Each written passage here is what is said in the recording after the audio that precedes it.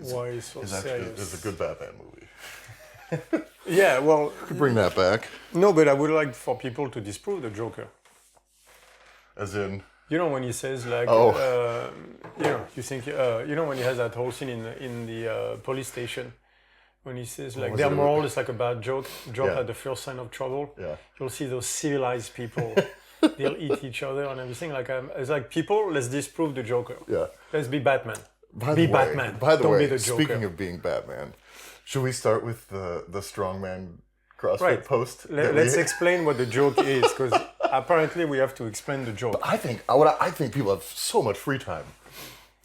That's what there's a shirt that we made a long time ago that says... It's been 3 years, right? Probably 2-3 years, yeah. They say strongman is like CrossFit for men. Yeah. And it's funny, it's a good shirt, and let's be honest, by the way, 95% of people find it funny. Yeah, There's always a 5 to 10%. Yeah. But I feel like I've seen a lot of women getting upset at that joke, and that's because, ladies, you misunderstood the joke and you made it about women where it never was. Yeah. The opposite, when we say it's like CrossFit for men, the opposite of men is boys. So he's saying like boys do CrossFit, men do strongman. Yeah. That's it. That was a joke. It was never to say that women do CrossFit and men do strongman. Like you're putting it like this was between us guys joke. Yeah. It had nothing to do with you ladies. So like you're making it about yourself. It's really kind of with women. It's really the same thing. It is no different. Like if I go to like strongman nationals, been there a couple of times to with coaching and mega competing. But you go there and you see the men at strongman nationals. Yeah. And let's just say you bring a comparable CrossFit regionals and you bring those men. Which one are going to fit into the men department and which one the boys department? And we're talking physically, not capacity. Jesus not, oh my Christ. God. And the fact is, if I can't just look at a small dude and be like, what a little girly man is fun. But it's not even girly man. Oh, yeah, just a little it's not even girly man. He's a little man. It's just funny. Yeah, it's little versus big because most CrossFitters are 5'8", 5'10", 185, 190. Most strongmen are over 6 foot, and by the way, you have to understand, in the strongman world, I'm a shrimp. Yeah. I've been next to real strongmen, and this is why I competed at 105 kilos, because I can't be those dudes. I'm a shrimp compared to the heavyweights. Yeah. Well, like that's the thing, is at my size, even at my biggest when I was competing, 345, 350 pounds, what's that, 165 kilos, something like that. Is I was still told I probably had about another 20 kilos to put on. There's a video. So I'm getting told that I need to be 400 pounds to be big enough. I'm sorry, but if you're a 160 pound man, I can be like, you little boy, 185. Fuck off. There's a video of you next I used to make fun of light heavyweights. Yeah, and that's me. I would make fun of 265 pound men for being in the kids class. Yeah, exactly. Come on. Right. And there's a video of you with After, and you look like a kid next to him. Yeah, I look like a child next to him. You don't understand how big the guys are. Yeah. So, but because we do, because I've been there, and then they used to call the 200 pounder the midget division. Yeah. Yeah, because the guys were like 5'10", so that's basically what that joke means. And against ladies, like you're making it about yourself where it never was. This is a men teasing men kind of joke. You don't like it? Fine. But just don't get offended from it. We're making fun. Not, men versus boys just mean it's size-wise. Yeah. Men do that. We like to say if you have a small dick, you're fucked in life. Like it's exactly the same kind of joke. Yes, we make those jokes. That's it. Speaking of that, there was a bit. I don't know. It might have been a Rick and Morty bit, but some guy is like goes to Earth. He's looking over the planet. And he's like, the men are very. I think it's actually Werner Herzog. Is the guy who does the voice, the documentarian. But he's like, the men, they are always talking about their penises. They are always saying it is funny that it is big. It is funny when they are small. They walk around and they say, oh, I got such and such for penis. It's like, when we're doing that to each other, making those stupid jokes. It's a dick joke. Listen, I can make a dick joke and nobody needs to interject and tell me how offensive it is. The other thing I'm saying is if you have ever saw anything that offended you on the internet and you couldn't just keep your fucking hands off the keyboard, I don't get you as a person. Like, no, because there's a guy who basically unfollowed us saying I was a big fan. First of all, you didn't get the joke. And second of all, if with all the stuff that we offer, you prefer to stay away from all that knowledge because I was Tyler actually, not me, because we made what we first, where it's basically a dick joke. Okay, go away. Like if you can take one dick joke, like the guy says like calling someone a retard, saying you don't mean like the way, I was like, where is that even close? Like again, like they all think that it's men versus women. Did you ever hear me disparage women? Never. I coach women. I hear like, where is this coming from? It's a dick joke. Like we said, CrossFitters men are small. I've said that a lot. I have said that so many times. And I love CrossFitters. Of course, I respect what they do and their cardio capacity is vastly past mine and everything. Because they're 5'8", 185. So if I was 5'8", 185, I'd do better as well. That's the kind of joke we made. Yes, and I quit my entire fucking career and fucking liquidated all of my retirement money to open a fucking CrossFit gym first. Right. You know what I mean? Because I believe in the fitness methodology and for overall health. But I'll be goddamned if I wouldn't poke fun at some of my clients for being small too. So fuck off. That's what I have to say if you didn't like that joke. Fuck off. I don't play those games. That's stupid. Right. And stay the fuck away. And ladies, it's not about you. It was men on men. Yeah. Like it was totally guys making fun of other guys. It has nothing to do. So ladies, please stay out of that one. That was not about you. And by the way, but again, that's the 5 to 10%. Yeah, for sure. Because I have so many women asking me for that T-shirt. Exactly. Like 90% of people got it. Let's be honest. A lot of people defended us on it. For sure. So again, let's be honest. It's the loud 90%, majority. Exactly. 90%. No, but even the comments. We had mostly comments saying this is funny. Yeah. And a bunch of dudes defending us. Yeah. It's, by the way, who got the most offended? That guy who's 5'3". Exactly. It was all I could do to not jump on there and be like, well, listen. No, you're short. It's like, listen, dude, like stand next to me and who looks like a boy and who looks like a man. I don't know what to fucking tell you. Yeah. Like, ask your fucking girlfriend. She'll say the same fucking thing. There's a guy say, then why don't you say grown-ups? Because it's not funny. And the problem is having to explain the joke on a podcast isn't funny either. No, but plus, you've already made us it's the same sport for grown-ups. But that would not. No, but that's. By the way, that doesn't work at all. First of all, it's not funny, and that doesn't work because CrossFit are done by grown-ups. So like, that's just not a good joke anymore. And now it's completely inaccurate because there's no funny bit to it. Yeah. Like the fact that we have to explain tells you where we are right now. Yeah. But yeah, by the way, I think most of the women again thought it was funny, and a lot of them asked us for the shirt. So, but the ladies that got offended, if you listen to the podcast, understand this is not about you. No. The opposite of men is boys. I wrote it 3 times in the comments, but of course no one reads. And ladies, if you want to take a shot at some small guys, buy that fucking shirt when it comes out and wear it to your CrossFit gym. And most people will think it's funny. Yeah. Because most people do. Yeah. Listen, you know what I think? Here's the deal. Some people even comment on there, well, what, running a mile without dying, is that what makes you a man? And I'm like, you know what? That's a pretty funny answer.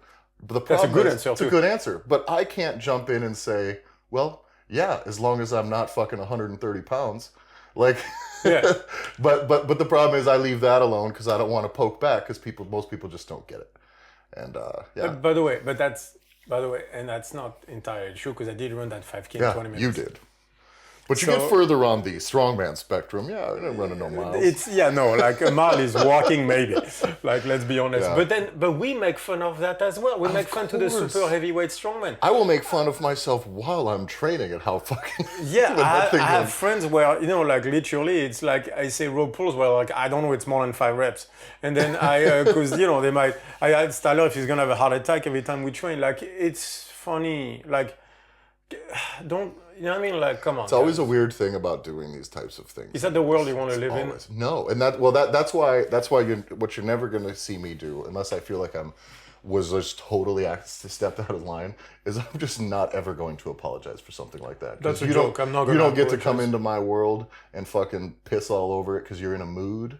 Because you saw something you didn't like, and then I'm certainly not going to acquiesce to that behavior. Yeah, never. No, but like if you took like the 3 seconds to understand the joke, it would go away. Exactly. No, but so you do that. Don't make me issue an apology. Right, but the key for me is I would like to ask those people, for example, the ladies that took it the wrong way, right? Is like, is that the world you want to live in, where you see something, you react, you make it about yourself, so it's about your own insecurities and not anything else really. And you react that fast that you have to get offended about it, but without even trying to see if there was a different meaning to what was said. It's like, do you want to create that? Because it's funny because actually that relates to what we're going to talk about today. But like, is that the world, your own world that you want to create? Yeah. Because if you do that, you're going to jump out of your seat quite often, and most of the time be wrong about it. Mm-hmm. So you're going to be, is that the world you want to live in, where you're offended at the wrong reasons? Yeah. Like, do you enjoy that feeling? Because that's stress. It can't be good. Yeah. Well, that's the thing too. It's like, well, I think you were walking in with that in mind. If that is what you took from that, that's the way I look at it. Like you're looking for something like that. Like you're looking for it. Yeah, exactly. So you're going around looking for it. That cannot feel good. And in looking for that, you end up fighting it or creating it or whatever. The problem is that energy now is a part of your day, and now you made it a part of mine. So fuck off. No, you did not. You did not. True. Like at this stage. Yeah. No, at this stage you didn't make it part of mine because I know exactly what the joke was for and everything. But it's like, I'm always surprised. It's like, do you understand that this is a reality you create, right? Because what will happen is they'll comment one and then they'll never go back on the comments, even if they're tagged, because they don't want to see it anymore because that's a source of stress. Mm-hmm. So what you did is you signal, again, your virtue, that's virtue, but then you move away. You so that means that, you posture, posture because of the stress that it caused, and then you move away. But that's a very cowardly act. Like if you're really posturing, then stay, defend your opinion. Yeah. And if your opinion was based on the wrong facts, like in this case, then you have to go, oh, my bad. Yeah. And then you'll feel better. And then we'll feel better. Yeah. Then everybody feels better. Because it's okay also to sometimes react to the wrong facts. Mm-hmm. I get offended at stuff too and everything. But the key is to go back and go like, my bad. Yeah. Well, it's different too on the path, like on the internet too, because there's so much lacking in communication in how that goes. Is when you're just looking at words. Like that's a fucking nightmare. Like I posted a picture we took the other night, a night picture. I took it on my iPhone 11. It was like, takes such great night photos. I literally took it. It looked awesome. Posted it. Just tagged it like no filter, no edit, nothing. Just right off the phone. And someone comments and says, well, filters and edits are literally what the phone automatically does to get that image before it sends to you. And my first thought is, fuck you. So I literally said, fuck you. You want to bring this shit around? Like, I don't know you. You just come up here, thought I was wrong, and want to tell me something that has nothing to do with you. I literally said, next time you want to cunt this place up, take it somewhere else. And then the guy was like, dude, totally that wasn't what I meant. Totally wasn't meant. And he was like, I was just kind of like doing like a haha, that is how it does it. Like, now that I understand the tone and you came to me and we came to an understanding, everybody's the cool. whole thing. I don't blast you. Have you ever taken a sarcastic comment and not understanding that it was sarcastic? Of course. I did that to a guy who made a sarcastic comment, but I thought he actually meant it. So I was like, dude, fuck off. And then he's like, no, dude, that was sarcastic. And I was like, oh, my bad. Yeah. It was me. I jumped on the wrong facts. Because it happens. Yeah. So you posture up, but then when the guy answers, you talk. Yeah. Stand there. And then you... Exactly. And if the guy, for example, if I made that joke about women, saying like men are strong, women are weak, and you want to puff up your chest saying that's not true and show me the stuff. But you have the right to, and you should. But then you should. Yeah. Then stay in there and fight for your belief. Because if someone were to say all women are weak, trust me, I'll be the first one saying, what the fuck are you talking about? But there wasn't a lot of those that come on and say something like that. They usually then just disappear once you give an explanation. There isn't ever like, oh fuck, sorry about that. There is no, but not often is there. Yes, exactly. But is that the world you want to live in? Where you posture up and when you're wrong, no, it's not a matter of being wrong. When you realize that you reacted to the wrong set of facts, you're not capable of backtracking. Mm-hmm. That's going to be a rough world if you can't backtrack, man. Yeah. If you can't backtrack of any statement that you make, you are setting yourself up for a rough world to live in.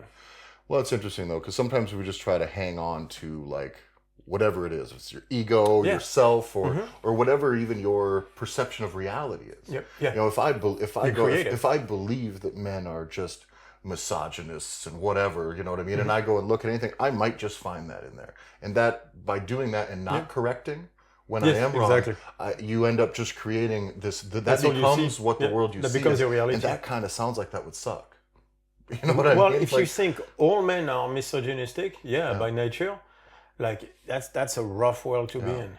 Yeah. Like I saw that, it becomes a reality you create because you will always find proof for it because there's always there are men that are misogynistic. For sure. So you will and if always you've had find an proof. unreasonable or what's the word I was looking for? A very high ratio of interactions with people like that, your opinion's going to be skewed, but you have to at least take the truth when the truth is But the if truth. you think all men are, that means you'll react to the ones that are. That becomes the only people you talk to. That becomes all men. Yeah. So it's a self-fulfilling prophecy then. Yeah. You know what I mean? Because then those are the only people you react to. And so the only people you react to are all misogynistic. So then it's normal. Then it furthers your thinking of all men are misogynistic. Yeah. So you create a world where there's only misogynistic men. It's not that hard to do. Yeah. It's a feedback loop. And so it's a self-fulfilling prophecy. Yeah. Anyway. Well, I mean, that's actually pretty adjacent to a lot of the stuff we want to get into today. I mean, so today we wanted to talk about the ego, not in the, like you said, not in the psychoanalysis, not in the Freudian way. The Freudian sense. Ego in the way Ego is a bitch. my wife will accuse me of having a big ego, that kind of way. Yeah, exactly. Or I have a big ego when I lift, or stuff like that. Yeah. So I want to approach it from a conversation that I had a few days ago, and a conversation we had, the two of us, many times about antidepressants. Right. We are talking about. I was talking to a coach about nutrition and macros. Yeah. And my point is, macros are bullshit. I've explained why. Mike and John, that it's not about food ingested, it's about food digested. And the point that was done about the macros was, but it doesn't matter because at first macros will tell them how much they eat. And if we put them on macros, that means they'll eat less, they'll lose weight, they will learn better eating habits, and then from there they can let go of the macros. Yeah. And this is exactly what I've heard about antidepressants.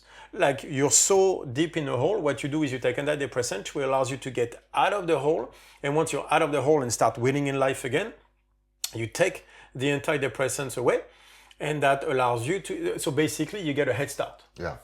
You get a little kickstart. Exactly. Things are moving along. Well, and I had mentioned this to you too, where I had talked about this before I even got involved with StrongFit much. When we talked about torque and training position, we've done it. When we talked about nutrition, that is that approach that was described to you there. We're like, well, we'll just kind of start with something will get them better, but it's in the wrong direction, if you will. So please, so explain with the car, because I think why it doesn't work. So now one thing first is you explained to me this about movement. We talked about tension stuff, and all I said, this was before I was even coaching, as a matter of fact, I said, that seems really hard to teach a new person, right? It seems so far away from where a new person is. Say, try to activate this, but what if you just need them to be training and all those things? And what you said then was, well, why would you just teach someone the wrong way? First. Build all those habits and then have to have them turn around and come back. And that was one of the first times where I thought that approach of mine, I still never completely removed that pattern from my brain when I think of other things. But that was the first one where I went, oh, so maybe this gradual, now that I understand, a very convergent approach to things is not the way to go. And we're going to explain to you why it doesn't work. Yeah, in systems-based kind of thinking, when you look at infrastructure all over the world, there's like bike infrastructure, car infrastructure, but in cities themselves, there's a big issue with trying to get parking for cars, traffic, getting people in and out. For the cities to grow in population or even just to maintain, there's huge issues in every city with traffic jams. Parking is a fucking nightmare everywhere. And one thing that they notice is when you build a city for cars, when you make any real concession towards making it more accessible for cars, the only thing that you will get yourself into is a situation in the near future in which you will need to again accommodate to get more cars in because you have more cars. Exactly. So all you're doing by making it better and easier and facilitating this path is you're going to require dependence upon that path, which will grow to the point in which it will, like you're seeing in most cities. A lot of cities now are having a really hard time correcting back from that because it's almost too far gone. Because now it kills, like it is so hard to get any sort of, say, biking or pedestrian changes to infrastructure now, because all people do when you talk cars is they're like, oh shit, well, how am I supposed to get into here? How am I supposed to get, and they immediately just defend their own consumerism because that's the way now. And whereas when you look at places like in the Netherlands, in I believe it was around the gas crisis in the 70s, late 70s, early 80s. I don't know when that Can't was, remember before when my it was, time. yeah. But when there was gas that that was really expensive, I think, that was about the time when they had kind of turned things around and they said, no, we're going to make our cities for people and for bikes. And in doing so, I think in the beginning, I've done a lot of look into this. There's plenty of podcasts on the subject that I really recommend you listen to. That transition, I always thought that this was the way it always was in the Netherlands. I really thought that forever ago, they've practically invented bikes here for all I knew. And I thought it just was some like long, deep, no, it's been 40 years. Yeah. That's it. That's it. And so... And so how did they do that? How did they do that? They created a city for bikes, and what did that promote? More bikes. Because that's what you have to understand the system does. So did you talk to an engineer about that for the car stuff? Well, a few. So there's another interesting point with this too, though. When we talk about some of the pushback that comes from this, that I really liked this part of the conversation, because this explains once things are moving in this direction, they can go. Yeah. But you have to get them moving. So a lot of what happened is it just had to be forced. Sometimes they were just like, you don't like it. You do have to make it very, very easy, not just legal or allowed or passable, but easy and convenient for people to use buses, public transportation, and the bikes. And in doing so, that's going to make it harder to use cars. So people who use cars are going to be fucking pissed right away, and you got to deal with it. But they go in and they would put this stuff and they would just do it. And in the beginning, business owners like, what about my parking? How are my customers supposed to park here? And I don't remember what town it was, but there's plenty of these examples. So there's always these spots where it's car traffic, and at some point it has to stop, right? And they did this one spot, it might have been in Rotterdam, where it was like just short of this little shopping street to get into the city when they had first kind of introduced it. And they put the stops up there, and then you couldn't drive your car through. You could park back here or further out of the center, but you couldn't get a car in there. And they were really worried that these businesses on the first half of the block where people couldn't park were going to be pissed. It didn't take hardly any time before the people on this half of the block where cars had parking, they were like, could you move that barrier back, please? And they're like, I suppose, why? And they said, well, people are parking in front of my place and they're walking past everybody else's. Like, as if you're a business, you don't want a car to park there and people to move away. Like, you really want people on foot, on bike, in front of your place. They can see something and go in. Window shopping is not a thing in car culture. In a car culture that city. That is true, because you move from, exactly. So in the end, they end up backing that out even further and further and further, because these shop owners realize that having people in front of your store is actually better than having cars in front of your store. But that brings an interesting point, because it's all constraint versus objective. Of course. Is that constraints requires effort from the beginning. Yes. Whereas objective is at the end. Yeah. So that's the difference. That's the difference. And as we've seen, it's easy to ask people to do nothing, but it's very hard to ask them to do anything.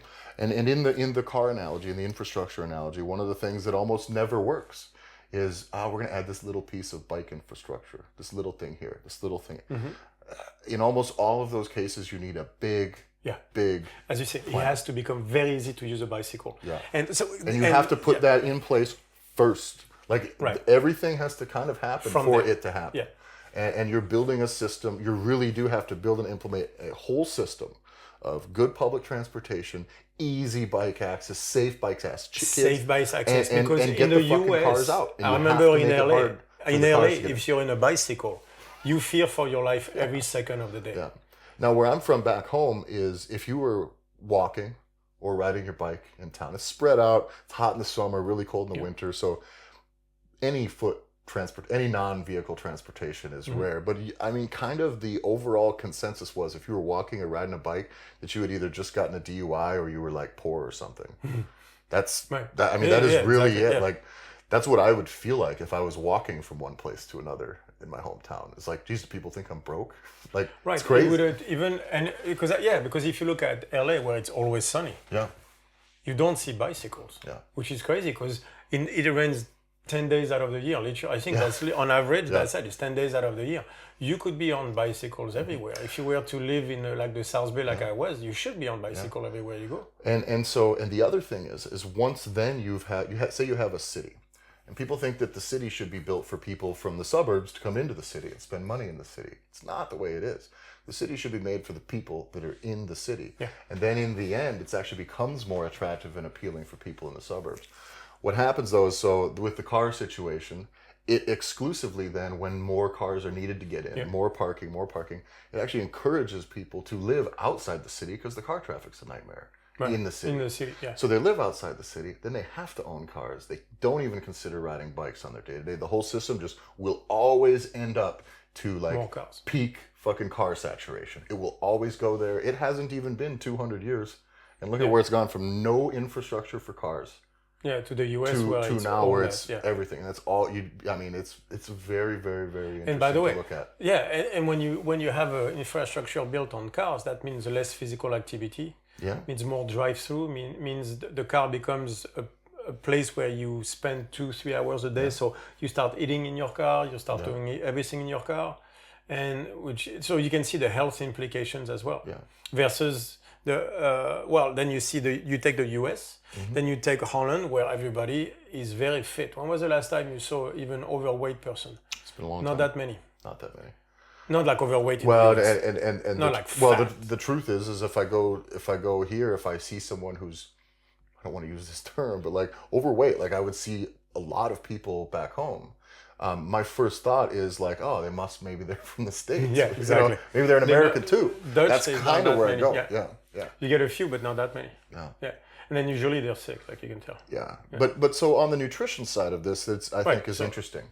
So it's exactly the same thing with we saw that the same thing as antidepressant. What do we see with antidepressants? People that start on it, 5 years later, they're still on it because they can't get off. It's a requirement.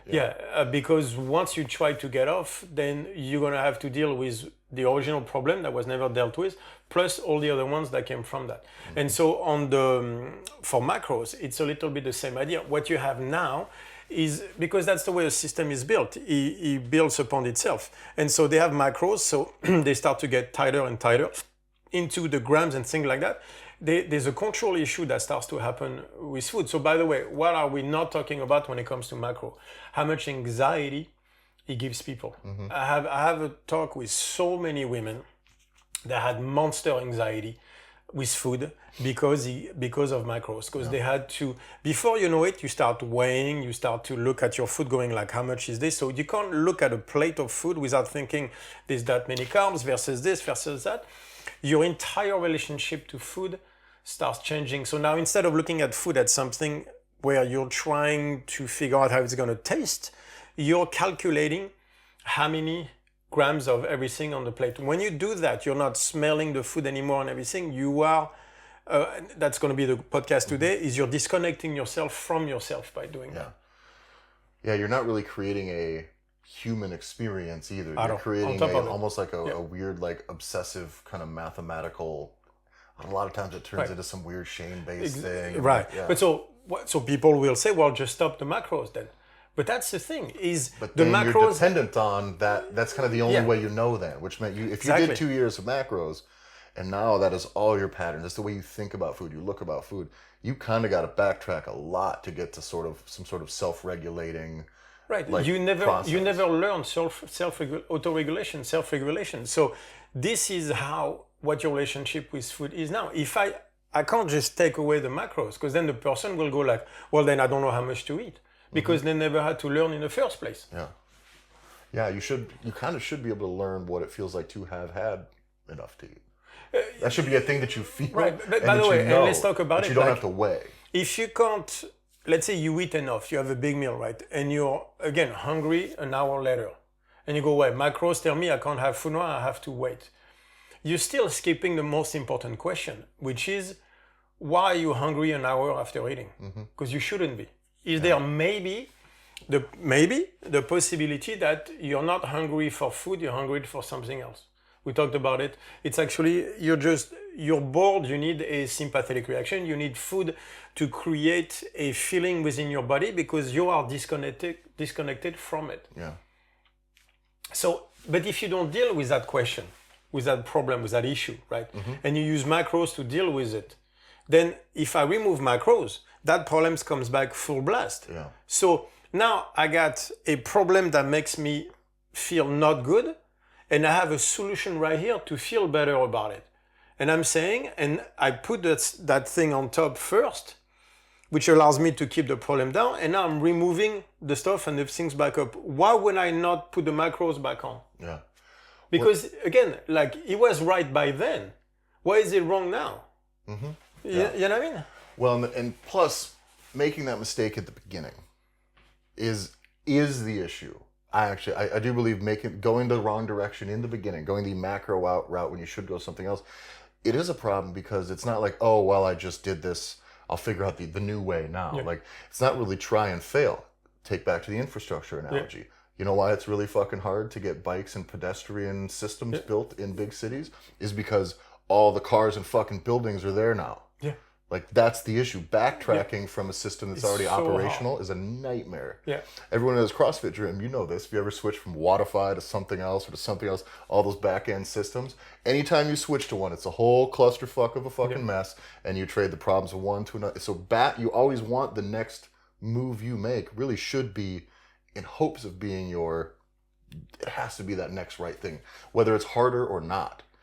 Yeah, and by the way, so harder or not, I think comes down to a very important part. So the point is learning, right? So that means that the macros at the beginning never allow you to learn, because they're going to learn what quantities are. I'm like, bullshit. People don't eat based on quantities. They eat based on what their mind tells them is enough or not. It doesn't work like that. To play devil's advocate, would there be any value in the memorization step of that, where just literally seeing what portions are beyond a certain it's point? knowing what fat is versus carbs versus protein. Like, do you need a baseline of education when it comes to food? Yeah. Like, for example, you need to explain to people that processed food is not as good as they tell you at what those McDonald's commercials are telling you it is. Like, what you see, you have to have a baseline of information when it comes to how the meat is being prepared at McDonald's. Is that meat or whatever the fuck they put? So yes, there is an education part that has to happen, but that should happen as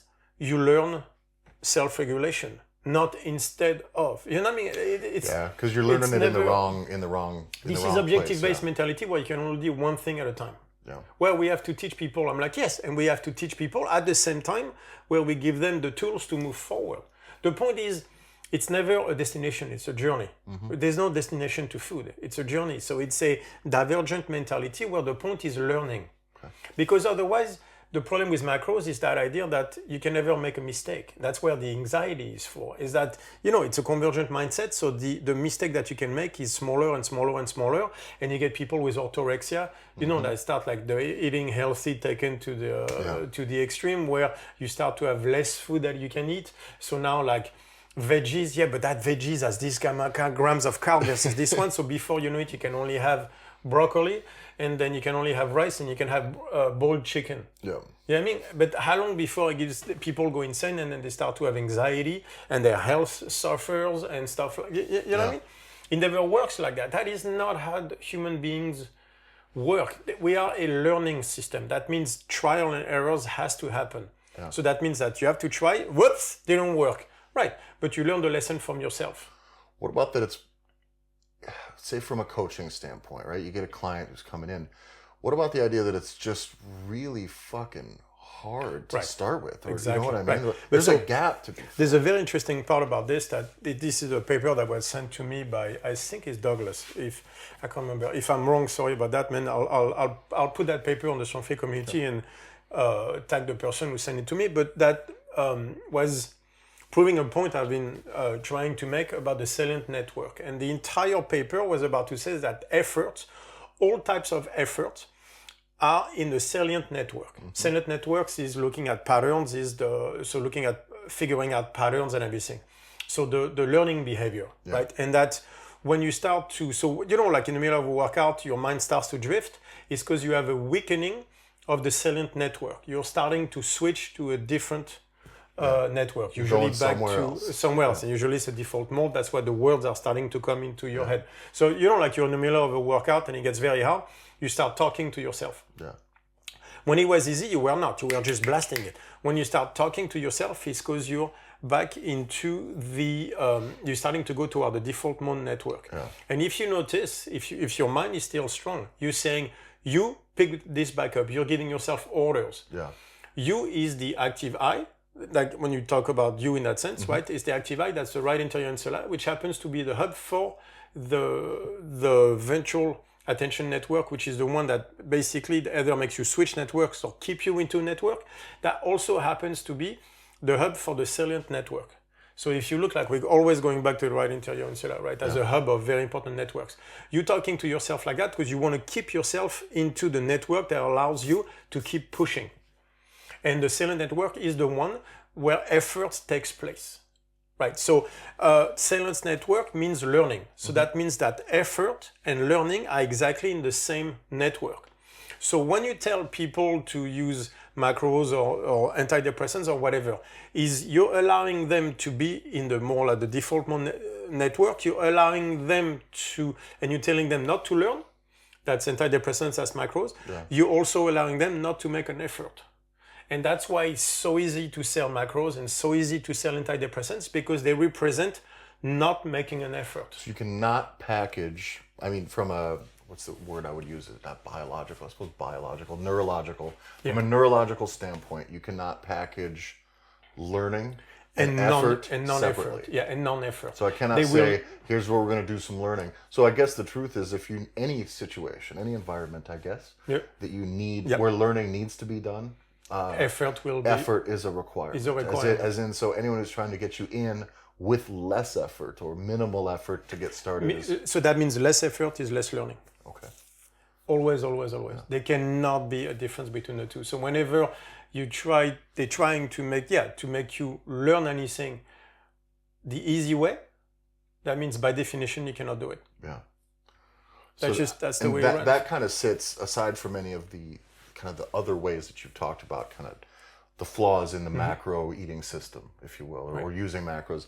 That does kind of just get to right the root of it at the very least, right? Is that it just won't work even for that reason. Because we are not designed like that. That is not how the system works. You cannot separate effort and learning. Then it's not you're not in the same network. So it's impossible. Like that's, and I think and guess what? It doesn't work. Yeah, so you're trying to replace you doing the action by someone else. So how do you bring somebody to that point of effort? You know what I mean? So as a coach, as a person, you should be able to say, fuck, I really shouldn't need somebody to like get me to put forth effort in anything, whether it's in a moment or in a month or whatever. But how do you do that as a coach? Or so there's always a line, right? So that means effort does not mean all the way there. It can be here, but there seems to be a line past which the effort starts. So you have to go past the line. So that doesn't mean effort has to be that massive thing, but you're gonna have to put enough on that side of the line to start the learning process, right? So there's always a moment where, so you can start small, but if you start too small, you start into the non-effort, then it won't work. So the key is how much of an effort is low enough to start with. And that's where, if you look, that's what coaching is about. I need you to make an effort, but it can't be too big, otherwise you'll back off. So I believe that's what the 4% is. 4% outside of your comfort zone. It's, in psychology, they have like the comfort zone, and what do they tell you? Growth is always outside of it. Right. But if we go outside, all I gotta do is too much energy is being spent, and then you go, that's a freeze mode. Yeah, and then you re-insulate back into the So if you start, and it seems to be almost like a hard rule of psychology, is that 4%, like Richard told me about it, I can't remember who wrote about this, but they were saying like progress is 4% outside of your comfort zone. Past the 4%, it's dangerous. Then you're gonna go back because it's too much energy, but less than that, you're just not creating the effort necessary to learn. So it seems that there's a minimum effort, there's a zone in which you learn, right? And then, but if you look at it, we know that from training, because you don't go for your 1 rep max right away. You start warming up first. And you don't do massive amounts of training volume either right away. You can't. You start warming up. So many times you warm up for what? They say for the body, for the joints. That's true, but how many times do you warm up so that you get your mind right? That's what Greg Anderson was saying. I do the warm up to get my mind right? Because you create an effort, not minimum, but an effort, like enough to get the thing going, and now you're in the right mood to train. So that right mood to train is what? Is you're in the right network to produce an effort. And that effort is what? Is you training what to learn. that's what effort is. It's learning, right? But learning requires effort. So even when you train, when you lift heavy, you're trying to teach your body to lift heavier. We're going back to what soreness is. It's a nervous system thing, not a muscle fiber thing, right? So it's the same idea. And you don't remember when the paper says like you need the soreness to grow? Yeah. Because your nervous system as well as your body needs the learning experience. And the learning experience is, oh, fuck, like that compression of it. So it's always, you know what I mean? And like there's something there. Yeah, and then there's the call to adaptation as well, which is interesting because if you get too far out, even say from a training standpoint or mental effort, physical effort, however you want to do it, but in the capacity of learning, that 4% is interesting because in that 4%, it is manageable, challenging effort, whatever, and then the adaptation can come right up to there, right? And I do think because that's new territory, it sounds to me very much like a prediction thing.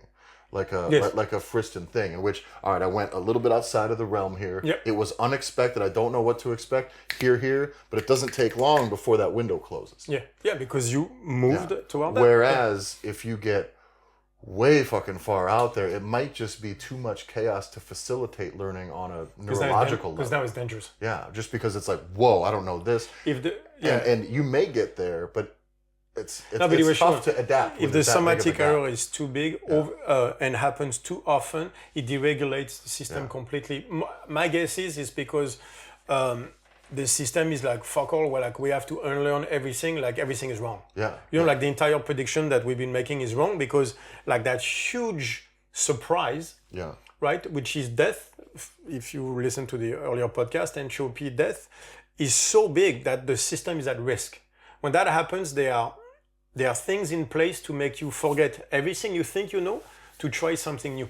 Yeah. So if you go way too far there, the system will almost reset itself so you can learn again. And that means that all the work that you put in goes out the window. Yeah. So that's, me thinking like, getting stronger, things are moving along, let's max out PR, sweet. Things move on another couple weeks, let's max out. And eventually we've pushed too far past what I can really. And then the body is like, I don't know how to lift anymore. Yeah. Like, when it comes to exercise, you struggle at 96%. Like if you do 92%, you can keep your form. Yeah. It's still very heavy. So with good form, you can, at 92%, you can do probably 2 reps, maybe 3 with very good form. Then you go to 96%, which you still should be able to do a double. Yeah. But then your form goes to shit. Yeah. Right. So if you train at 93% for a double, you keep your form. That's usually roughly, right? 93, 94%. You can keep your form while training very heavy. If you go to that just a bit too far, 96, where your form starts to break down, what happens, you think, if you keep training at 96? Your form will break down to the point where you have no form left. When you go to 93, 92. Everything goes to shit. Yeah. And now, basically, you do that for 3 weeks, and then suddenly, you're 96%, you're going to have the same form, but now that 96 just dropped down to 93. Yeah. So you're losing strength. Because like the system is like, I don't know anymore. Like you lost your skill component of the lift. What if a person, that's interesting too, because then a person, it's like your ego got you into it. Yeah. And now your ego's the one taking the hit too. It's very... Right. So, but let's talk about what ego is then. Because that we brushed on it in the podcast. So that's something I was thinking about the other day. There's something called the theory of mind. So, in active inference in a way has proven the theory of mind. Long story short is the idea that you can relate to the things that I do because you do them yourselves. So what does that mean? Like when I smile, you know the smiles, you understand me smiling because you smile the same way. So you will understand, for example, if you had never had in your life a sardonic smile or a sarcastic smile, you would not understand what that smile means when I do it. You'd be like, oh, he's smiling, not understanding that it's a sarcastic smile. Yeah. You know what I mean? So therefore, if an alien were to smile, you would not know that he's smiling. Right? Yeah. Because you have nothing to compare it to because you don't smile the same way. Right, so that's the theory of mind. Like when you reach for the glass of water, you understand that movement because you do it yourself. Right, so that is a two-way street in that sense. So that's almost like a function of empathy, really. Then it's like that's Exactly. the point of empathy. Is Yes, that exactly. way I can only relate to what that means because it's Because my it's- own. Yeah, what Because that I have it already. and that's where that's always interesting too, because people's misinterpretations usually often come of those types of things, of anything they see or experience, often comes from their own experience with that or their own actions. Right, or but their it own seems behaviors. that that's how we built. Yeah, That's what active which inference... would make sense. Which would make sense, right? But active inference has in a way, a mathematical proof of that. That's what, again, the work of Carl Friston has done so much in the last 10 years, is he's pretty much proven it even from a mathematical perspective that comes with a Markov blanket and all that stuff is like what you put out, you're trying to change the world around you, but the world tries to change you and all that stuff, right? So it was literally, if you take at the active inference world and then all the work that is done with the Markov blanket and everything, and you extend that, you get into the theory of mind, which has some fascinating, I'll talk about it a little bit for autism, but it has some fascinating rabbit holes you can go to from there, some fascinating implications. But let's go back to ego. So what is ego? Most people think ego is like, you can tell me what to do, I just won't accept it. But that's not exactly true. If you look, ego is actually further than that. Ego is saying, even like when my body doesn't want to do something, I'll do it anyway. Yeah. Like we see, so with lifting, it's like, you know you're not supposed to max out. Your body is telling you not to max out, but you're like, fuck it, I'm going to win. Yeah. So what is ego really? Is your head telling your body what to do, right? So there's a disconnect that was created where like my head will win. So no matter what my body tells my head, I will do whatever my head says, right? So if you look at it like that, it would be through the theory of mind. The idea was like, how could I listen to you if I listened to my body in the first place? Because there's a hierarchy that goes there. There's you. But if you look at in a hierarchy even for survival, you, me, Yeah. it goes you is second, me is first. So before I can listen to you, I have to listen to my body, right? And so I was that idea with ego. That means that ego is the incapacity to listen to your own body. So listening to your own body is what? Is interoception. So that means that a big ego is someone who has no connection to his own body signals. That means that the head is winning any argument regardless of the data. So that means that, and whenever there's a prediction error, which whenever things in the world don't work the way the head thought it was, what is the ways to change a prediction error? You can either change how you feel, change your prediction, like the head won't do that because it don't work, change how you feel, there is no feeling because you're not connected, or change the world. So that means that the head starts to want to change the world around it, right? And that's what you see with ego, is whatever my head says, I'm going to make the world do. Yeah. Regardless of whether it's true or not, because I never had the data to know if that was feasible or not. So if you were to push that further and further, you would get lunacy. You would get those crazy conspiracy theories where you don't need data, you just need to believe. Yeah. Because as long as the head says, then and so what will you do? Then there does become a habitual mechanism for disregarding data. That's what theory of mind. The reason you discard data is because you discard your data. Yeah. Your own data coming from your body, you discard. So if you discard your own data, how could you not discard outside data? Of course you will, because that's what you do to start with yourself. And then your head will try to change the world around it. So how do you do that? You only look for the things that confirm what you think, which is ego. Yeah. What you see, people with big ego, they only listen to the data that confirms what they think, because that would be the only way the head could win, diminishing the somatic error. You just described all of my frustrations with the state of health and fitness kind of in the world. Right. And the state of like the way people communicate with each other and the way information has gone around this way. It does seem like that the momentum that's created by that state, but it has run amok. Look at it that's a fascinating idea, because look at it when we talk to people. So maybe that you cannot connect to people is because you cannot connect to yourself. You cannot understand that person's perspective because you cannot understand yourself. What do I mean by that? I've heard a lot of women saying, what do you want with a man? I want loyalty first. Or jealous people. Let's look at jealous people, right? Jealous people means, I cannot trust you. But maybe if the theory of mine, I cannot trust you, is because I can't trust myself in the first place. Because look at people that say, I want someone who's loyal or, stuff like that. That can never be proven. Yeah. Loyalty can never be proven because as long as you live, you have another chance to fuck up. Yeah. Right. But maybe I've seen that a lot with people say, I want truth. Because maybe you want truth out of others. Right? And in that case, what you're saying is I can't relate to you when it comes to truth. I don't think you're truthful. I don't know for sure that you are. I cannot feel the truth from you. Maybe it's because they can't feel the truth from themselves. Yeah. Because they're not really afraid that you will lie to them. They're afraid that they're lying to themselves, which is mostly what I've seen. Yeah. Jealous people, like I don't know that you can be loyal, it's because they are not loyal to their own body. Yeah. Because they are not following their own basic need. Yeah, and that's not even really that like a person is say untrusting because they alone are untrustworthy. It's just that like they may be untrusting because they just are ignoring so much data, even from their it's body. Not that they are untrusting. It's not about the situations that they're not trusting or anything. No. It's not about their character. It is just the dismissal of those signals. Right, exactly. So it's not character. It then forces you to look externally without any grounding. Right. So that's the thing. It's like, for example, someone who says, I want someone loyal doesn't lie to me. I'm not saying they lie.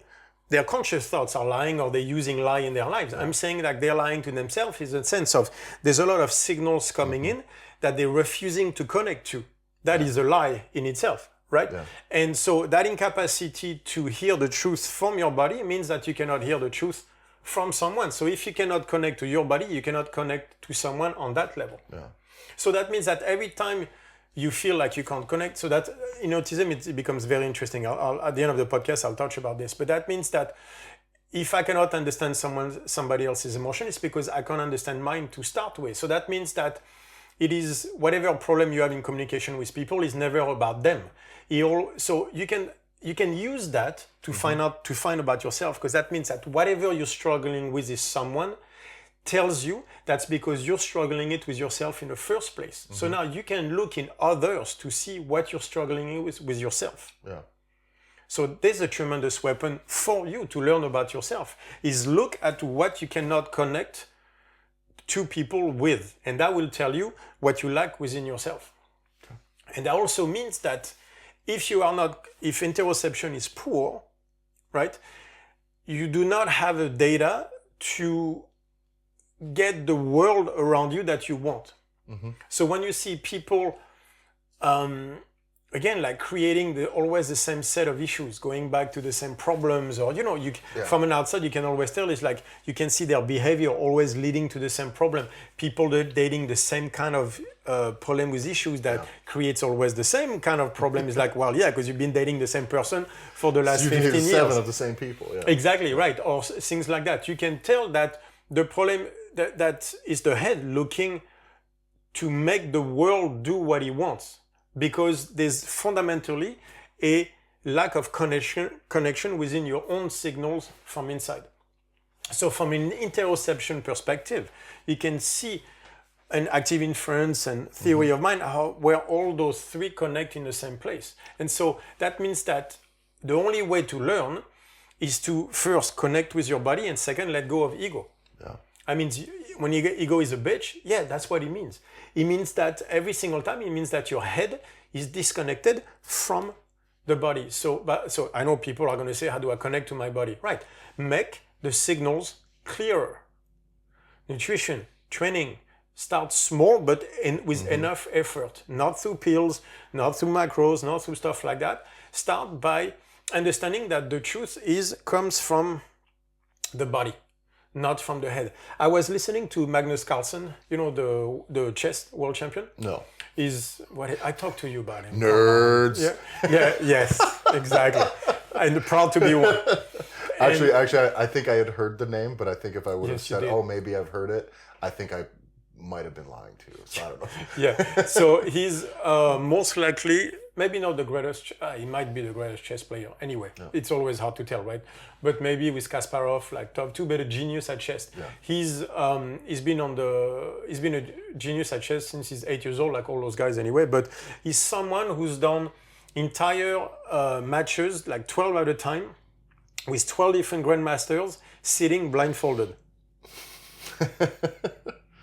How insane is that? Jesus. Sitting like this, blindfolded, and then he plays each grandmaster. How crazy is that? On different games, yeah. And by the way, beat them all. Jesus. Yeah, I know. Well, okay, so you think it's all memorization. I was obviously... That's my thing with chess. The truth is, I've never had the attention span to learn even a singular strategy in chess. Right. Because it's too much, there's too many variables, and I can never memorize my way all the way through to the end. I'm listening to an interview, like a documentary that he did yesterday, in which he says, I think that, I cannot tell you why or how I think that, I just know that that's right. Yeah. He's not using logic to get there. Either. No, he is. Well, but it's is. incorporated. It's like it's not word logic. He said everything is intuitive. Yeah. So what if intelligence is not one brain but 3? Mm-hmm. That to be truly intelligent, you need all 3 combining, but not one. Mm-hmm. What if ego is actually in the way of you becoming truly smart? If one of the greatest chess players of all time tells you he relies on intuition, what does that tell you? Where is intuition? Come on, trust gut feeling, follow your heart or stuff like that. Like if you ask them where they feel it, they'll tell you they'll feel it in there, not necessarily there. What if imagine you as a system, not functional segregation, just as a head, but as a system, where is the I that sees things? It might not be here in the head. It might be those 3 brains, like when I feel something, I don't feel it here. I feel it lower, like around my chest. Mm-hmm. Like, so what I find very interesting is all this is many times, I told you that I always know when I'm right? I've said that many times. People don't understand why I study. I don't study to know stuff because most of the time I already know it. I study so I understand why I know it. Yeah. And so a lot of studying that I do is done for actually half for me, but half for people, so I can explain why the pattern works that way. I always knew it worked. That's like internal torque. I knew it was there, but then I had to study to be able to explain it better to people. Yeah. But the fundamental knowledge was already there. I always know when I'm right. But it's not I always know when I'm right. It's I always know when it's right. Mm-hmm. When the pattern is right, I always know it. I don't know it here. I know it there. Yeah. I know chess may be a bit lower. I can't tell you, but it's usually, it's within the heart. Like my heart tells me. It's not my gut. It's my heart tells me. It's like almost my heart starts beating faster. It's my heart that tells me that the pattern is right. Yeah. Well, and that's it. I think a lot of people, at least I can relate to that feeling where it's not even heart as in heartbeat. It's that whether it's something good or even something really bad, really frustrating, one of those intense feelings. In my stomach. I feel it in my chest. Like right here, right below my rib, bottom of my rib cage. I don't know what that is, but that is a feeling that does not get into my brain until my ears start ringing and I'm blind fucking mad. Yeah, exactly. But you know it's wrong. Yeah, right. So we've been dismissing that as saying, like just the animal part or whatever. But the neuroscience in the last 10 years is actually making us go back to that and realizing like, no. There's a science to this. And it seems that culture, when they say gut feeling and follow your heart, we're actually right. Mm-hmm. Like the more we push neuroscience, the more we understand that it's not the brain. Yeah. Just the brain. Like it's not like that. So that means that ego, in the sense that we explain, is the worst possible thing because you're a machine that works without data from the outside. So imagine a guy locked in a room with no sound, no light, whatever, with just a computer screen but has no contact with the exterior, coming up with conspiracies. Yeah. But without ever being proven or disproven. He would come up with the craziest shit. Or getting really good information that says, all right, I think that this is the way things are, and ignoring it. And that's a person that you would describe that person as just being real fucking stubborn. And why are you being that way with your body? Like those signals are there for a reason. Why are you ignoring them? Why are you being stubborn with your own body and your own self, because all that's going to do is 10x that with the way you are around the world. By the way, does that sound like schizophrenia to you? Somewhat. Schizophrenia. Yeah. You know what I mean? Where they're so convinced of something where, then they have basically those illusions happening. Yeah. And when you go like, but no, no, the chair did not move, but they're convinced that they are. I think I've known a few of those. But he fucking loves me. What the fuck? Yeah, that's another. Right. But so you could see how you could build an entire structure with that, and so suddenly I had. So that's why it struck me with ego. That's what ego is really, and how many of us act on that, right? Like, but that's what I want with my head. Like I've seen so many people that I talk to going, like I can see them do that, where they go into a situation and you can tell their entire system will tell them to go left. But they're going to go right because that's what their head says. But then that's when it struck me also something is, if you look at conscious thoughts, words, so let's put it words versus body, right? Words are the one thing that you do not own. Yeah. Like whatever your body is telling you is you. Yeah. There's nothing can change that. Whatever interaction you have on me goes through interoception. Yeah. There's no way of changing that. You have full ownership over that. Full ownership over that. Words are the one thing that were put there by someone else. The only thing. And that's the thing you're going to trust to make decision with. So you're making decision based on someone else's input. Yeah. And if you say no, who taught you the words that we're using right now for you to understand me? Plus talk about they were never yours. Well, and then for people that are multilingual, have a much better understanding than I. Me just being exposed to multiple languages on a regular basis, the flaws and limitations and frustrations of what language is to me, what words in English can be versus German versus Dutch versus French, it is so limiting. And you're right, it is so not you. And it's a game you're playing, but you're not playing. It's like trying to navigate the entire real world, but on a chessboard. Yep. You know what I'm saying? Actually better yet, it's like trying to play chess with checkers pieces. It's chess versus checkers. Right. It's just too limiting. Yeah. It is just really, really, really limiting. And I think if people get too hung up on that being the way things are, that can really lead to that dismissal of it, because I think words are normalized. It's the standard. Yeah, and I think as a society we're pushing more and more toward words, because I see many people for that where you can tell their first instinct is to act a certain way, but then they go, but then they say, yeah, but that's, you know what, like I thought about it and that's what I want to do now. Thought about it means you integrated words in the conversation. Words is, by the way, the default mode network. This is where society's comparison comes from. This is where so what I mean by all this is like words were given to you, and that way your conscious thoughts in that process were given to you a lot by your parents, by your environment. That's what really words represent. They represent your environment.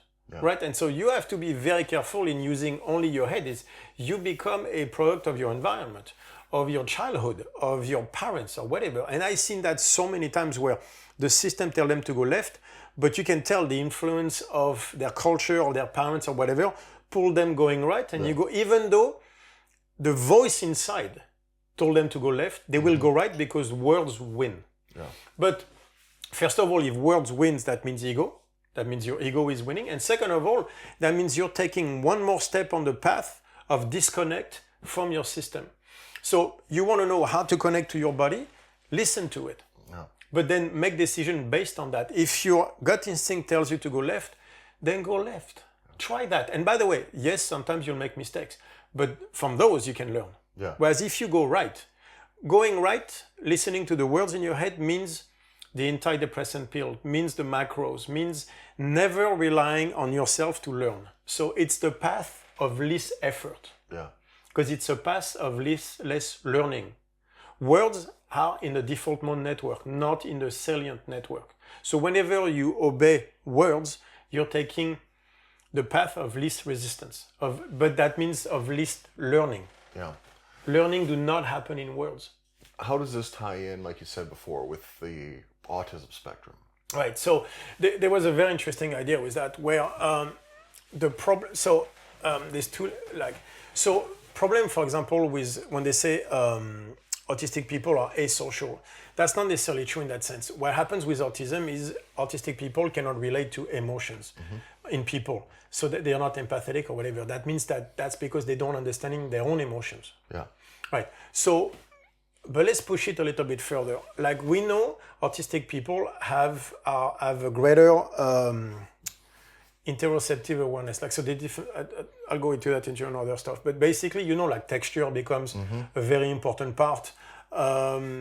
Taste, like they eat the same thing, they have to wear especially with ASD, autism spectrum disorder. Like, what becomes of the most importance? Like, so texture, taste, all that stuff. So signals from the body. Yeah. Interoception is much higher in autistic people. It almost seems often like it's a matter of kind of not limiting, but keeping noise from external factors kind of out so that noise can be the connection. I always say that the inner world is stronger. Yeah. What is in inner world? It's interoception. So what if in autistic people, the signals from inside are so precise, so loud, that they overtake words? Right. Yeah. Right, because by the way, by definition, they're supposed to be more precise inside because they keep you alive, right? But what if in that sense, an autistic person can only make decision based on what his body is telling him? Yeah. You know what I mean? So he would be basically trapped into a decision based on the inner world. That means he could never relate to someone who follows words, who follows their head. So he could never relate to the person. So maybe that's why. And then the way that we as people often then try to bridge that gap is going to be with just more words. Right. Also. But by the way, it's you people, not I us said we people. people. Yeah, there you go. Because we what do you mean you people, exactly. Julien? What do you mean you people? So like you see, for example, a lot of autistic people are nonverbal. Yeah. Like, so maybe that's where the thing is like that inner world, they can only process through the inner world. So maybe ASD means that the head is not strong enough. Yeah. But maybe that's what you see high functional autism is all three work together, which gives them a greater access to intelligence. Yeah. Like a Magnus Carlsen, who's not autistic, he's a genius, he's in one way, but that's, but maybe intelligence is the combining of the three. ASD would be, this is too strong. Most people would be, this is too strong. Yeah. And so intelligence would be all the two together, right? Because, by the way, if the prediction making machine is not strong enough, you still have a huge somatic error because you did not make the prediction enough. Yeah, so then you still will have that pull of anxiety, which then is a loud internal signal, which is even more impactful. Which is even more impactful. So you could say autism in that sense. But maybe the reason autistic people cannot relate, it's because we are not making decisions the same way. So who do I relate to constantly? Craftsmen, right? Why? Because craftsmen feel what they do. There was that guy, like the soba noodle guy, who's been doing soba noodles for 18 years. And I'm watching him where I love this, where he's closing his eyes because his 10 motions means his fingers tell him where the... Right, so I'm like, I understand that. Yeah. Because it's not based... Words don't do shit when he's making soba noodles. It's all the connection inside. Give me a craftsman that does everything he does based on words. No. You'll never find one. Watch all the documentaries. That's never what they talk about. I just saw something the other day. Was it Mozart who was dead, or was it Beethoven? Whatever. Was it Beethoven who was deaf? Beethoven was deaf. Went deaf. Not went was deaf. deaf. Yeah. Went deaf. Went deaf. After he went deaf, one of the things he would do is he put this piece of metal rod attached to his piano, chew on it in his teeth. Yeah. Because then he could still feel the pitch, the vibration, and that's how he composed all of the music towards the later, after that point in his career. And it was hundreds and hundreds. It's fucking crazy. Because he had the vibration. Yeah. So he could. Yeah. And a lot of those. But here's the truth too: is I've seen people that are, I want to use the word savant or anything, but just advanced in an autistic way, in a very focused, specialized way, and you see that often in musicians and things like that, where. You want to tell me why a fucking 3-year-old can just crush the fucking violin and play it incredibly? Why? Why a 3-4-year-old? It's not words. It's sure as shit isn't words. Yeah. You didn't like beef up their intellect and vocabulary to the point where they can understand how to do this. But that's why I love Carlsen, because even what we think is the most brain dependent thing, which is chess, where everybody thinks it's memorization and stuff like that, he talks about it in a whole body thing. Like they spend 6,000 calories a day doing tournaments and everything, but that tells you, because the whole body is in it, because maybe that's where intelligence is, even for something as mathematical as math. Yeah. As chess, I mean. Chess is highly, highly mathematical, and yet it is not based on words and memorization. They know the pattern they want to play. Mm-hmm. They can feel it and everything. But again, they say, not me, they say, it's intuition, that's intuitive. They know this is right, this is wrong. So it's not words anymore. They have integrated the patterns. But that shows that they just didn't integrate the patterns here. They created the patterns. Yeah. That's what active inference is telling us. It's the whole body, not just your head. And I think when we talk about what learning is from like fundamentally is, I think that's also how you kind of update your software, if you will, right? We talked about how some machine learning, you'll go through and you'll basically, every time you kind of are rewriting the operating system, it's a new standard, it becomes a part of you. So this lesson learned isn't now justified in words that got to sit back in your head with a bunch of other shit to be pulled upon and subjected to whatever else is going on. When you're acting on those internal signals, whatever it is, the gut feeling on those things, at the very least, if you're hearing them clear and you were clear when you took it in, that is most likely pretty accurate as far as your world is.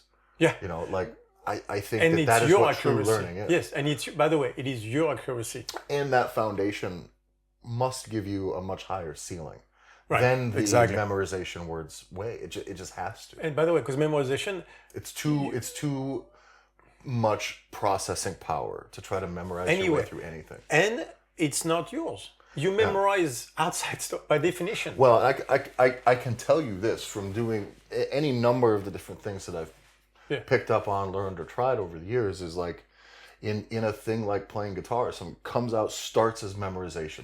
Pure frustrating memorization. And it is until the moment when hearing the notes played through the thing, I now, having just fumbled through and hitting the numbers, all of a sudden the pattern, then all of a sudden that becomes a totally different thing. I'm not thinking about 8, 10, D. Jiu-Jitsu was not the same way. At all. But I have to be that way in the beginning. But once I get beyond that point, then everything is, there's no word, there's no nothing. It's just flowing out. It is happening. Jiu-Jitsu was the same way. As a purple belt, you start to flow. That's what they call the flow. Because then you don't repeat techniques anymore. You just... But it's funny, it's for me, I err on the opposite side of those things most of the time. Like I'm a generalist. I'm a many generalist. I did a lot of different things, and I never get super advanced. It's always been that way with something like the guitar, where it needs that real peak thing to do big, like, improvisation, leads, super fast stuff. That requires smaller hands than I might have too.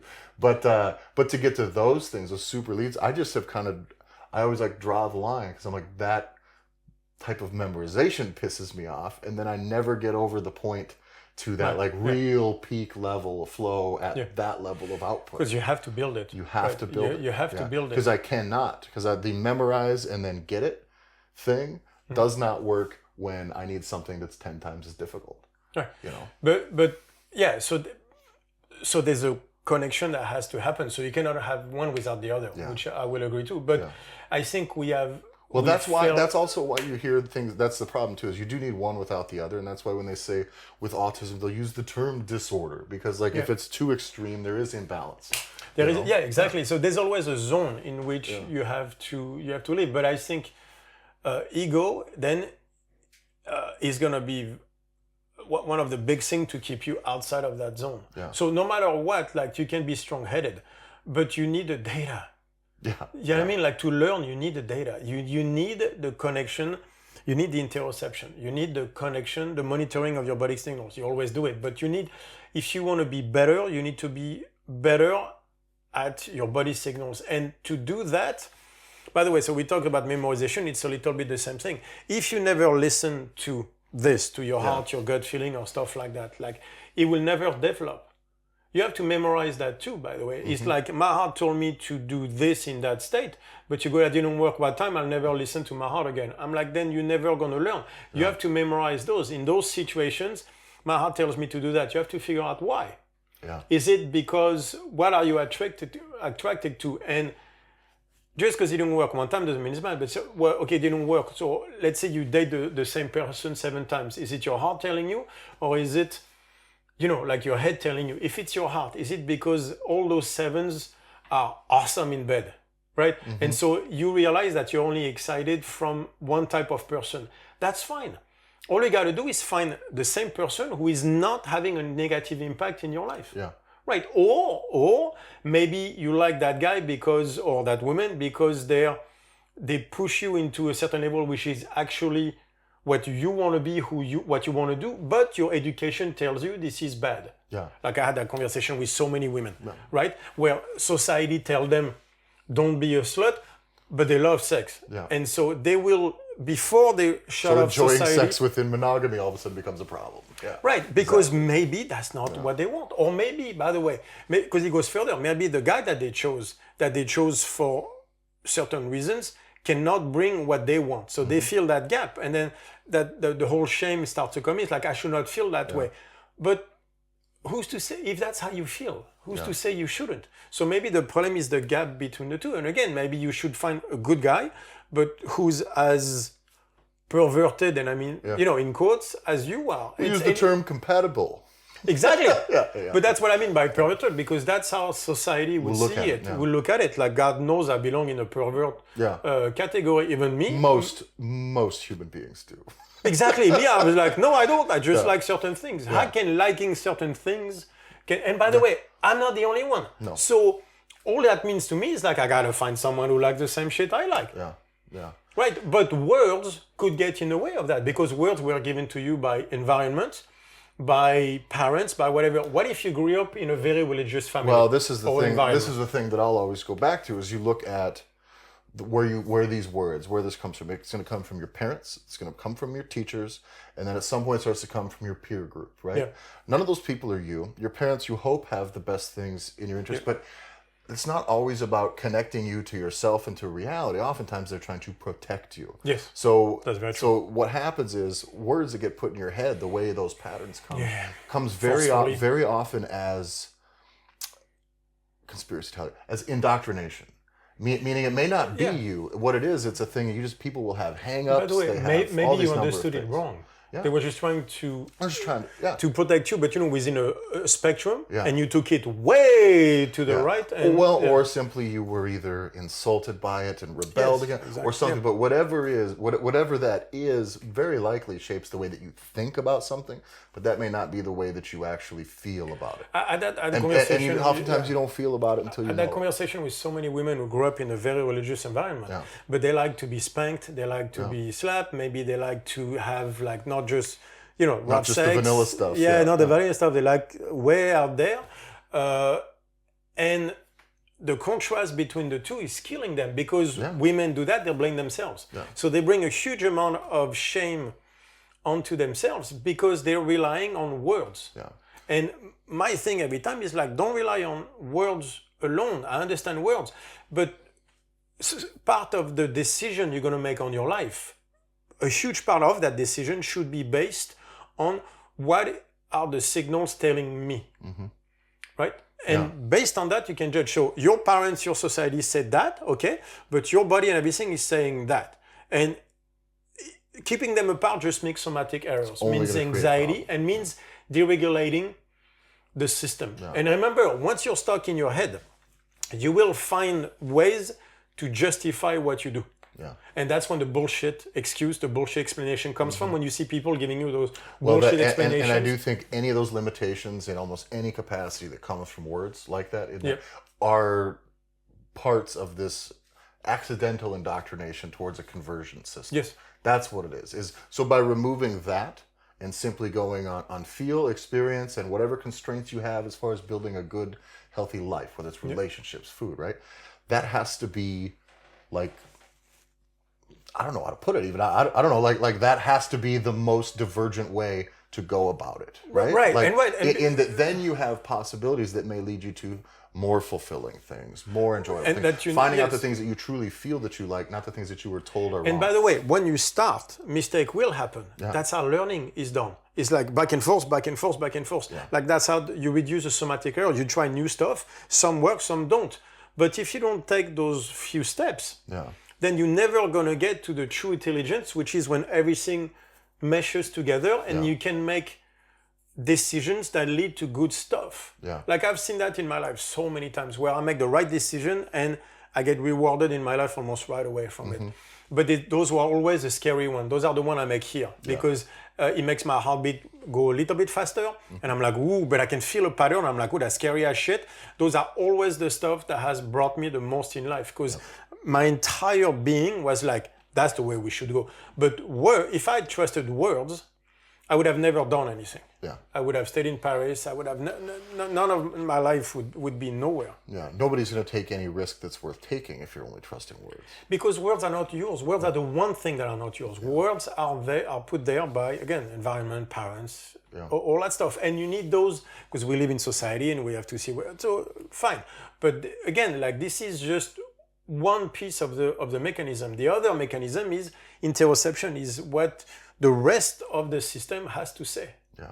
So again, it's hypothesis versus observation. Hypothesis is the words were put there by your parents, by your environment, right? Yeah. But that hypothesis has to go against observation. And observation is not what the world is doing, is how you feel about what the world is doing. Yeah. And that's how the two have to meet. Yeah. I mean, so Bayesian inference is the only way you can truly be intelligent. Some people stay very clear of ever testing that hypothesis versus in the real world. Exactly, yeah. They never take the chance because the hypothesis is there. I'm never going to put it to the test. I'm just going to, no matter what, stick with the hypothesis. That's the guy in a room with absolutely no. Imagine a guy making up conspiracy theory on one hypothesis that was never confirmed or denied. Like if you just keep going, lots of exactly. You keep going, and 2 years later you go like, oh, reptilian people. Yeah. There you go. Now my favorites is the ones where they just evolve to the point where these things that they're saying are going to happen this week, next week. They make these plans for years and years. Yeah. And what it is every week there's a thing happening this week, next week. And when it doesn't happen, they're like, oh, well, it did happen, but they kept it secret. And I'm like, okay, well, first off, the things you're talking about, if 1 out of 10 of them were possible, I would totally read all of it because it's hilarious. Yeah. Right? Just to catch the one that might be. But I'll be goddamned if some of that shit is. I was like, are you just playing it? Is this like a game? Like a video game? But you're just kind of making it up as you go? But it is because a video game, if you look at when you play a video game, there is no consequence to the video game. Yeah, exactly. Nothing happens because you never get cut. Start over. You never hurt. You start over, right? So you have there is no risk. Imagine if you play a video game and whatever happens to the hero, it happens to you. You'd play very differently. Do you remember that movie, Ready Player One? It was a book too, but I only watched the movie. But I read the book first. Good book. Nerd all the way. But no, But first off, I will say the movie was awesome. But they did a good job. The book is so much But better. they did a good job on that movie. That was a good. The fun book movie. is awesome. But they. He wrote 2, by the way. The second one is really good too. I read almost no fiction at all. Like almost no fiction. Never. Probably not in a decade. I don't know.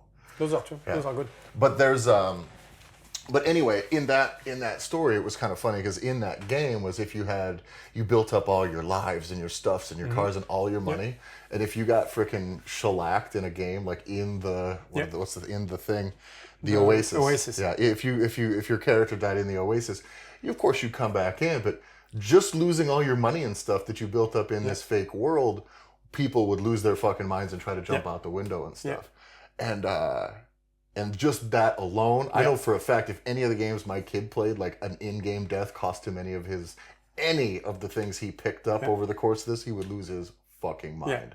So imagine if then you get stabbed in the stomach also. Exactly. Like all of a sudden you're going to play this game very differently. Felt the pain. Yeah. So, but in a way, a lot of people are going through life like it's a video game. Yeah, like there's no consequences. Because why? Because they can't feel the consequences because they don't listen. But why can't they feel it? Because I always bring up that analogy when it's because no one punches you in the face anymore when you step out of line. Yeah, well, but it's the same. It's the same thing. You forget what it's like to get slapped, to get punched in the face or stuff like that. So now you're taking risks talking to certain people, and until you feel pain again, you won't reset the thing. And so I think a lot of people in life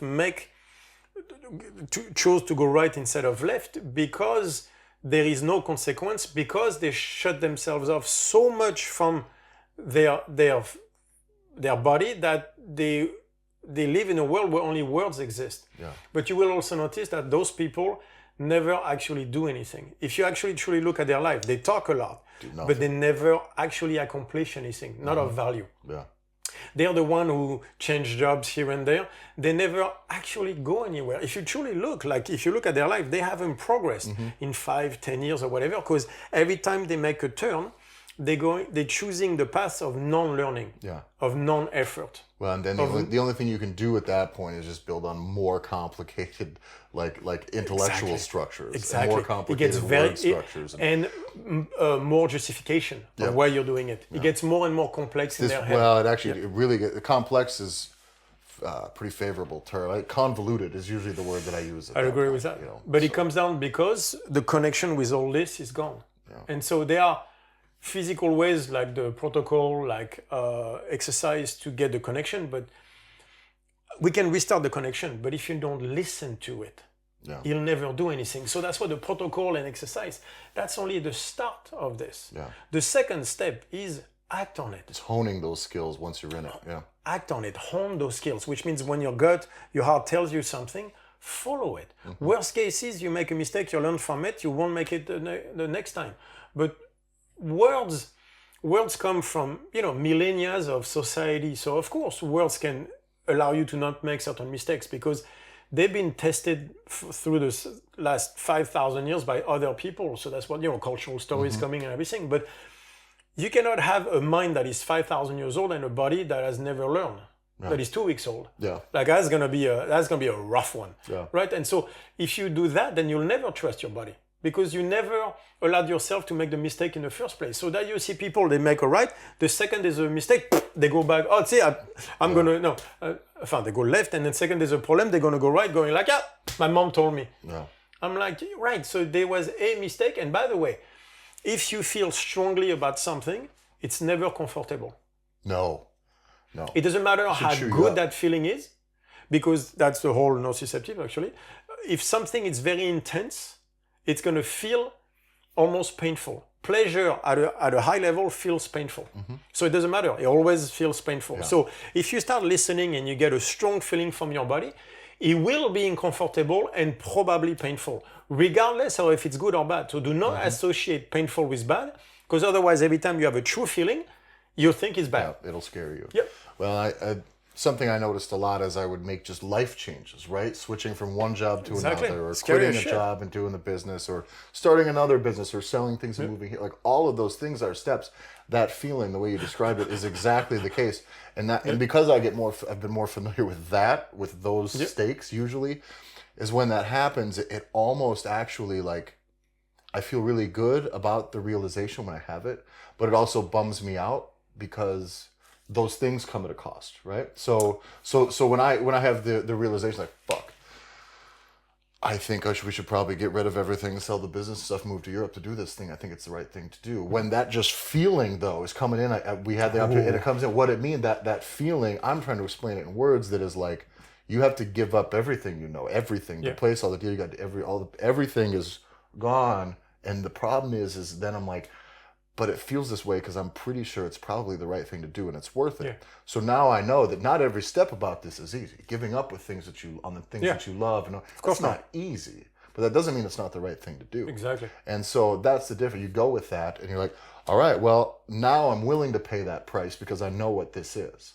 Whereas before, you know how many people get this thing like, I should maybe start my own thing or do my own business, and they just sit on it because they feel that fear of the trade-off. Or even like when you decided to move, there was many words in your head that told you not to do it. This is risky. Exactly. Let's wait 6 months. Let's wait a year. I will tell you this. I am fortunate to have grown up with religious upbringing, Catholic school my whole life, and I was the way that I am kind of the whole time, and that I didn't just not like authority. If I'm told something because someone has any authority that they think they have, my response is, fuck no. I'm going to find out the hard way. Now, because of that, I find out the hard way with things forever, all the time. But because of that, now I know all of those voices that I ever heard when it was about moving the things that come here, any of those voices, I know right away whose those are, and I never listen to them anyways. So for me, it's a little easier for me to take that step than a person who to most people. So you know what most people will do? Say, well, let's wait 6 months. Let's wait a year. When they start that way, I always know they're not going to do it. When it's always like, when their body tells you, go left and you go like, let me see in 6 months. Then this is again the path of non-effort, non-expenditure of energy. You know, left versus right side of the brain. That means you again move toward like, all right, you're not gonna do it. I can always tell. And I can see people lying to themselves about it, and he hurts me every time, going like, you had a shot, man. You had a shot at it, and then and you chose. Well, and that doesn't mean that the whole point of that too is that doesn't mean you get certain things are easy either, and you have to trust that feeling when there's other feelings coming in too, and you have to then constantly adapt. So I think there's a lot there. But I think that's what intelligence is. Because look at those chess players who own the skills for so many years to get the right intuition. Because at first the intuition was wrong. Right. But it always comes down to, no matter how much this matters, the head. It always comes down to the head working with the body to get you that one eye that is everything, all three brains together, and that's how you make the right decision. So you better start working on honing those skills. So get connected, right? Do the protocol, do the exercise, but understand that is step one. Step two is honing those skills, is listening and making decisions based on that. Not all of them will be good. Well, like we talked last week too, I think it was last week. We talked about getting another no-fix reset in during this kind of time. This is according we have, well, by the time you're hearing this, there might be 2.5 weeks left, but about 3.5 weeks left of this current batch of quarantine here. So for me, I'm like, all right, there's too much downtime, there's too much not enough activity. I'm going no fix reset, like you said. I miss people watching. So my thing is I'm going no fix reset and just have to like fucking really just try to focus on my Disney December and no fix stuff during this time, because I can feel that like you just fucking like just outrage about things more often. You know what I mean? You know what which is funny for me, because I'm not exactly the social type, is I miss people watching. I realize that my socialization, since I can't really connect to people that much, is walking around and watching people connect to each other. You know, like couples smiling to each other, laughing and everything. I get a lot of socialization through that, and so I miss it a lot. Because I go walk, but there's no one my street is busy, but not that busy. I miss a lot. I miss going to the coffee shop and having people around. I enjoyed getting out of the house to working in an environment that's just kind of around some people. Working like, I miss that. Doing the work we do, it's nice too. I can go and I can do a little bit of work outside. Like all that stuff I do miss a lot. So I'm trying to find ways to get that now. It's very interesting. Taking Fletch out, having him here, I take him for walks, and it is so fucking funny. But that's my socialization now, is I'll walk Fletch, and literally families with kids, the windows are on the street here. There's like, where I'm from, you have to be like 50 feet from the curb before you can start your house. That's the law. But not here. Not here. So literally, you just look over and there's like, I'll see like a mom in the house in the window, like waving to get her kid over and pointing at the dog. So I ain't got shit else to do. So we'll sit there and Fletch will kind of just lick on their window or just be huge and adorable there. But I see just that now after this month or so of this thing, just seeing a person and appreciate them, you know, all of that is like, I do miss that a lot. I do. That surprised me how much because we've been like 1 month in now, and I really miss the people watching. So, but it'll all be over soon. So, hopefully. All right. 3 weeks and then be able to go back to normal. Well, speaking of normal, we have a normal long podcast again. I haven't even paid attention to these as far as length when we're doing them. I only check to make sure we get to the gym in time. Hour and a half has kind of been the standard lately. There you go. We don't have to be married to that, just so you know. I don't know. That one fell short. They just worked. That one actually, I had looked back and we were like an hour in before I even had a clue. So that one fell short. So, all right, guys, that'll do it for us this week. StrongFitEquipment.com, StrongFitEquipment.eu. We have sandbags, shirts, all sorts of good stuff there. We'll try to get some nurse shirts rolling once the world opens back up again here. We also I might have a back angle into getting some of that stuff done too. That's a good idea there. So anyway, we've got that stuff rolling. We have StrongFitLibrary.com. That's where everything that Julien's ever kind of worked on or put together. We even have a space in there called Julien's Chalkboard, which is, the truth is this. You want to know what kind of studies Julien texts me at 6 in the morning, 7 in the morning, or just whenever. I get that now, and for the sake of me not having to have a more complicated process, I immediately forward that to my wife, who puts it into the library before I'm even reading it. So you literally will get them on the library probably the same day that Julien is sending them my way for me to check out before the podcast. If you want to know the stuff I'm on, it's on the chalkboard. Yeah, that's on the really chalkboard, stuff like you cannot read and actually it makes no sense. It's on there. On the chalkboard is the thing. It's the new stuff, the new studies. So if you want to crawl through some raw material that's real fucking interesting about what the new stuff we'll be working on, that's the place to be. You can support the podcast and the library at podcast.strongfit.com. You also can submit questions for our Q&As. We have a submission form on podcast.strongfit.com. All of those things can also be found on the link in our bio on Instagram at StrongFit1. That's also probably your best spot to enter to get into the functional integration training template and Julien's one-on-one nutrition and or coaching program we have running up there. I'm not listening. So yeah. I know you're not. I want to use one. Maybe I'll do that this time or next time. I'm going to use that angle the whole time I'm doing the ad. So it's me looking not at the camera and just you dozing off. What? But no. But thanks a lot for listening, everybody, and we will talk to you next week.